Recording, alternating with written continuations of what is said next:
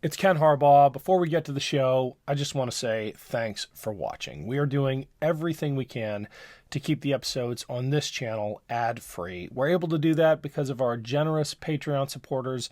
If you're able to help, I would really appreciate it. It's a few bucks a month. Go to patreon.com/Ken Harbaugh.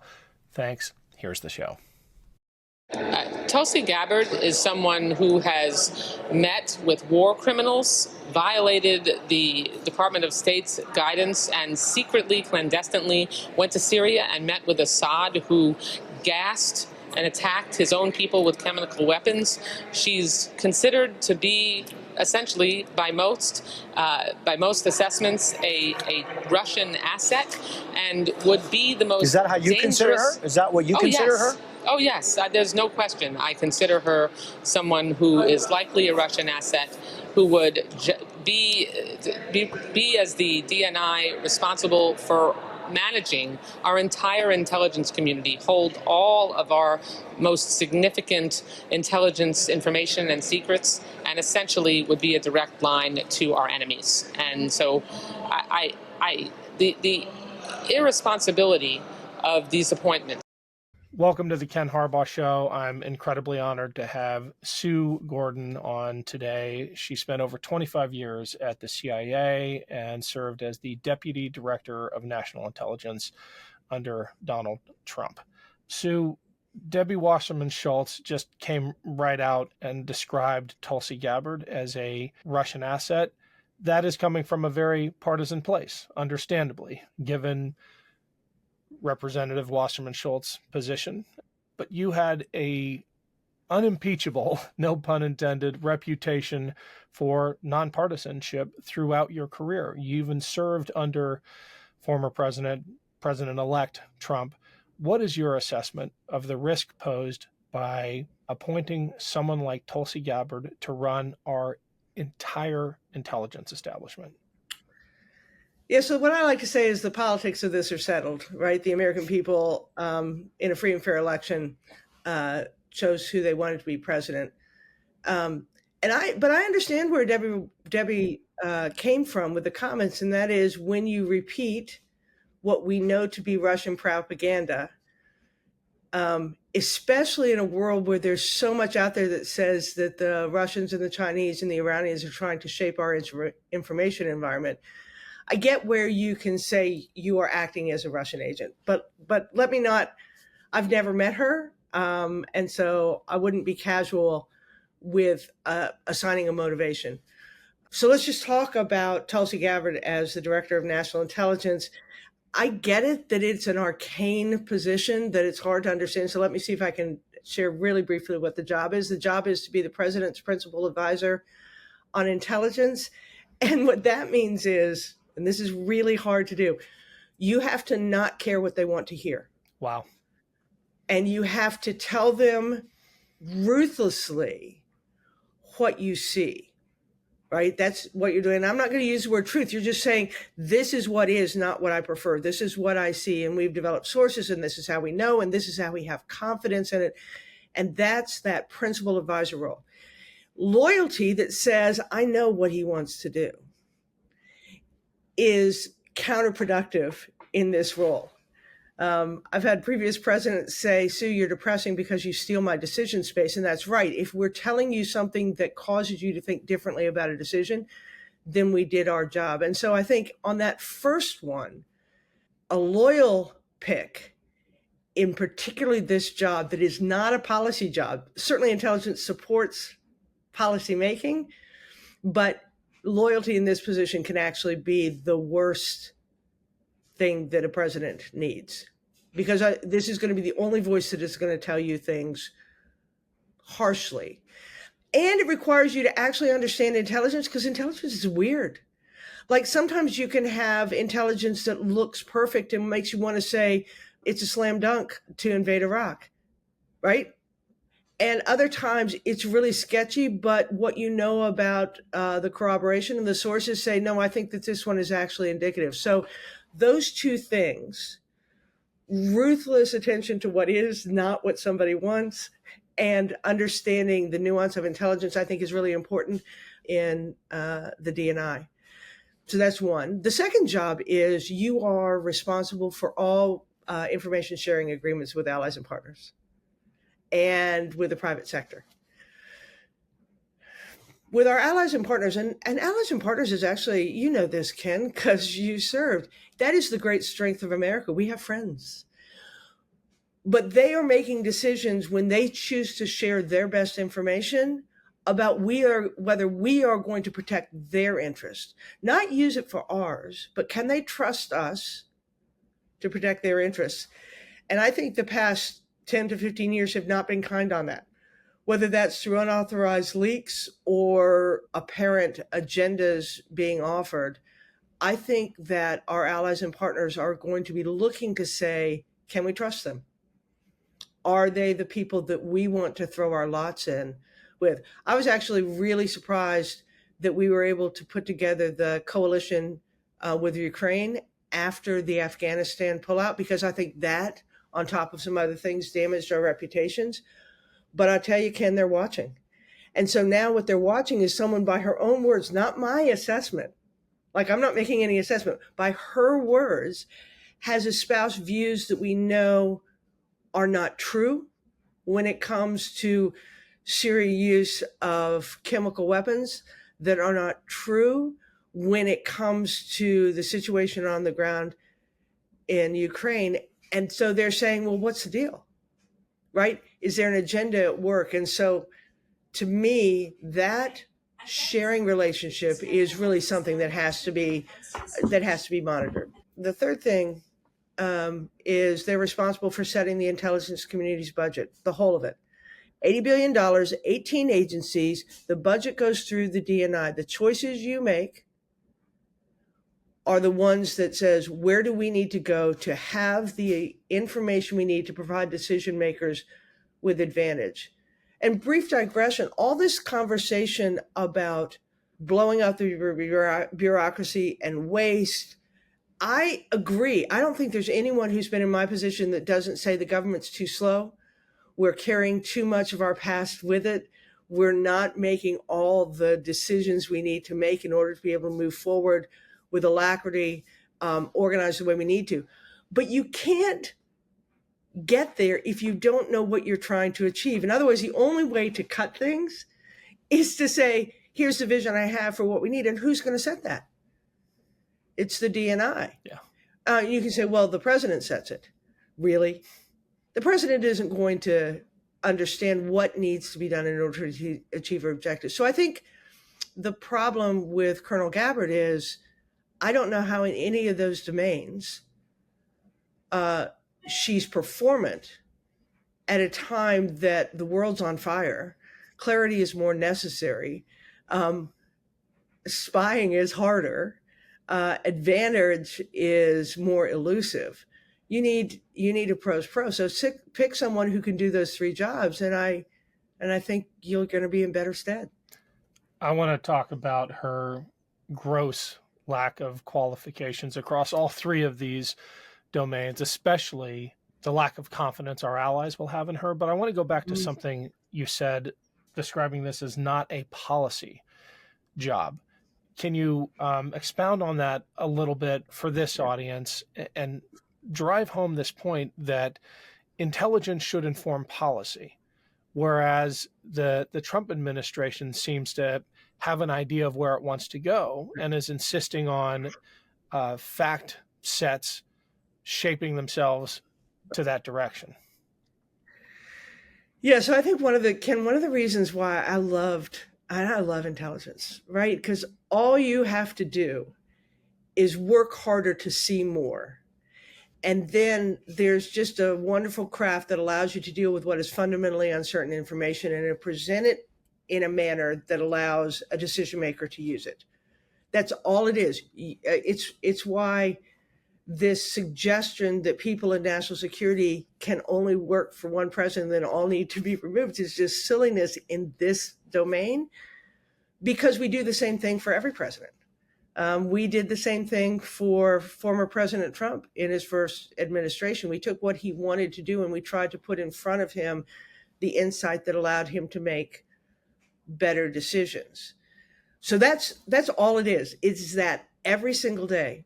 Now, the president does have policy decisions to make, as does the Secretary of State and others need to do. And so you want to be relevant to their policy, but you're not prescribing their policy, right? Does that make sense? Yeah. You're bringing to them unique information so that they can make their decision. And it is, at the end of the day, their decision. We could go back to Khashoggi and the intelligence community, because that was a real tussle between us, where he didn't want to agree with our assessment. But here's the rub. He didn't have to agree with the decision. He could make whatever decision he wanted to do. You just can't make it based on faulty intelligence, because that makes for faulty decision making.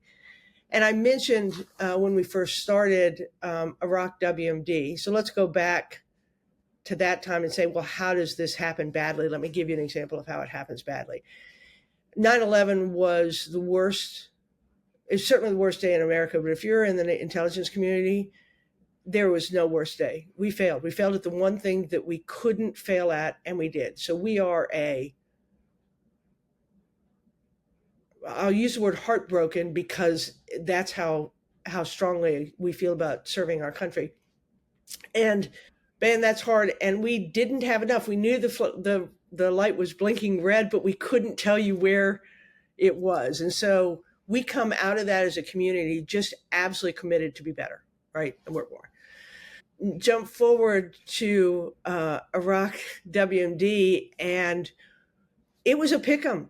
If you remember, in those days, we didn't have the same foundation of intelligence understanding of Iraq that we did of the former Soviet Union, where we had spent all our assets for so many years understanding it.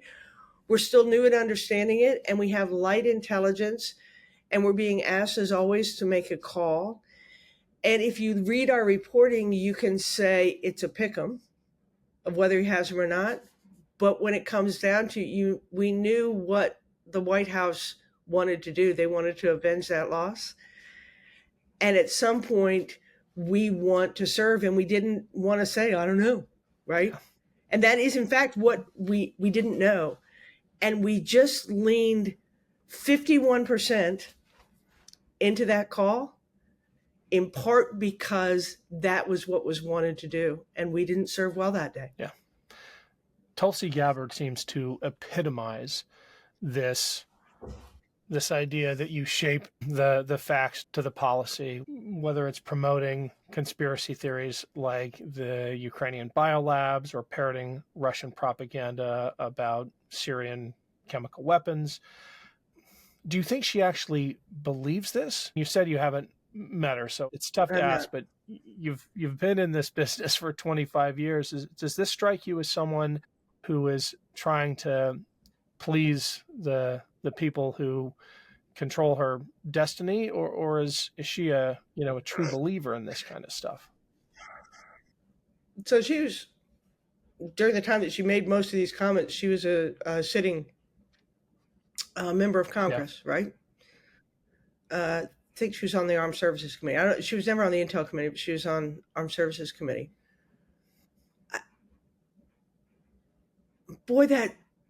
I question the judgment of being so certain about information that was running counter to your national security community, and was advancing the interests of those who would do us harm. And I don't know what was in her head. I know she didn't have independent intelligence, right? There isn't. There was plenty out there. The intelligence community, one of the things is it is getting more and more transparent. It is figuring out how to reveal more of its information so the American people can understand the rationale behind the things we do. So I don't know how she came to the moment thinking that that was a helpful thing to do, especially given that as a member of Congress, she certainly would have had the ability to call people in and have conversations about it. And to the point about being a Russian agent, I wouldn't make that claim against anybody, but you can be used even if you're not even if you're not a conspirator. And this is more and more, even the intelligence community has to worry about that. We always have, but you have to worry more and more about what's being shaped and what are people believing because of it. So it feels casual at best and irresponsible at worst. And I don't know why it was in the nation's best interest. That it has become a useful statement, given what we know about President-elect Trump's policy intention going forward. I don't know that I link those two, but it does mean that she would have to make a pretty significant jump to say, yeah, I used to support your policy. Now I just support you by telling you all the things that we know so you can make better decisions. And that feels like a distance to travel. I'm just trying to get a sense of her character, because this feels like one of those jobs in Washington that depends as much on character or more on character than just about any other job, because you cannot waver from the truth, even if it's incredibly unpopular. And, I've met Tulsi Gabbard. She was incredibly helpful back in the day when we were, building veterans organizations. She was an ally. She does not seem like an unintelligent person, right? Which is really disorienting when you hear her saying the things she's saying, and it makes me wonder if she actually knows what she's doing, which is even worse. He's essentially pimping out our men and women in uniform to a foreign power who's the highest bidder, and saying very blatantly and very directly, well, hey, look, they're paying us for them. He is unfit to be our commander-in-chief.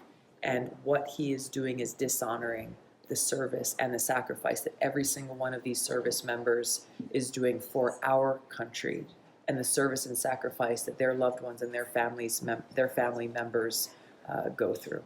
She figured out which way the wind was blowing and has sailed that into a D&I nomination. And I find that even more terrifying than the sheer incompetence of some of the other nominees. Yeah, she doesn't have the background born of working in jobs that would give it to you, right? That feels like she's ready to do this on day one. And then you couple that with, again, statements that don't make much sense given the other information that would have been available to the time. It also feels like she's making independent decisions. Listen, intelligence is never opinion. It's often wrong, but it is never opinion. It isn't here's what I think. It is a craft and a discipline putting that together. And I don't know that I see her having that experience. And then you couple it with the willingness to speak authoritatively when you don't have the basis for that authority, just seems difficult. And there are others that have more. And so it is a curious choice to me. I have children who are decorated combat veterans and accomplished prosecutors, and neither one of them are qualified for this job. Like I they said, hey, Ma, you were former President Trump's principal deputy. I just got a call. They asked me to take this job. I'm like, and do you think you're up for it? Right. So you don't even have to go down the path to say, we need leaders worthy of this moment in history, because it is a world where either the world order is in flux or it's already been reestablished and we're the only ones that don't have a position. We need to be able to handle assessment in entirely new areas. We need to be much better, not just in capabilities, but in use by our allies and partners. We need to be better in assessing technology. We need better in using technology. We need to be better in economic intelligence. We absolutely need to reduce our budgets in some areas so we can fund those things. How do you get there? And if you think a leader of an organization is a titular figurehead, you're not going to get the outcome that the nation needs. To me, this is just, you need people who are worthy of the American people in the job in the moment. How do you think this affects intelligence sharing, which, as you pointed out, is our real strength? We have friends, but Yeah. we are losing them with decisions like this. Well, I think in general, in this digitally connected world where economics are driving more than military protection in terms of alliances and partnerships, and that is more situational in general, I think countries are more willing to protect their sovereign interests in their own way than to seek the cover of our protection. And so that means they're making a decision. Our allies and partners are making decisions every day about what's in their best interests. And if they don't think aligning with the interests that we espouse works for them, if they think that puts them in peril, if they think that takes away some of their sovereign flexibility, they won't decide. And remember, we were challenged in the first Trump administration with our allies and partners with some of the decisions on tariffs and restrictions that we had before. So they're watching and they get to decide. It's Ken Harbaugh. Quick break here to let you know that we'd love to hear from you. Your comments, suggestions, thoughts about future topics and guests. Email us at info@thekenharbaughshow.com and make sure to rate and review us on iTunes or wherever you get your podcasts. Thanks, and back to the show. Now, hopefully, again, if you put professionals, and stop this word bureaucrats, it's just, that soundtrack is just so ridiculous because it doesn't represent who these women and men are. But one of the great roles of intelligence and the leaders of intelligence is to have conversations and relationships with our liaison services below the chop of policy. Man, if you can't trust that those things are being said below the chop are things that those countries can count on, you're not going to have one of the most important channels of global stability that you've had in the past.